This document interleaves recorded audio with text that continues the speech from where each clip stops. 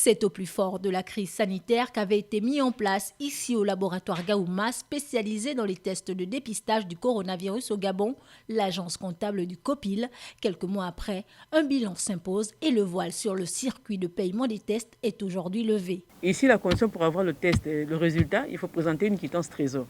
Le premier responsable de la structure revient sur les efforts du gouvernement depuis le début de la pandémie. Il faut que les gens comprennent que le test PCR est un test extrêmement cher à la base. Tout ce qui est inhérent au test PCR coûte 150 000 francs par personne.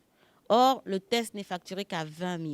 Si on tient compte que ce test, il y a le test lui-même, les écouvillons, l'habillage du personnel, ça fait un total pour une personne que l'État dépasse 350 000 par personne chaque fois que quelqu'un fait un test. Ici, le service de prélèvement VIP fixé à 20 000 francs CFA demeure opérationnel et ne couvre que 30% de l'activité des personnes testées, avec en moyenne près de 500 personnes par jour. Déjà ici, quand les âgés se présentent, on est sous l'attente.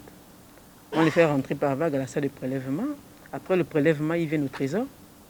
On tire une quittance de 20 000, d'où on note un code barre qui est communiqué en salle de prélèvement devant la salle d'attente.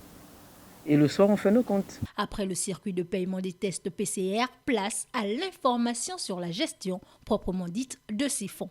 L'argent qui est produit ici, il est directement reversé à la CDC et sera utilisé en fonction des besoins pour la lutte contre le Covid. Pour les autorités sanitaires du comité du plan de veille et de riposte contre le coronavirus au Gabon, le système de gouvernance et de gestion des fonds issus des prélèvements ne souffre d'aucun dysfonctionnement.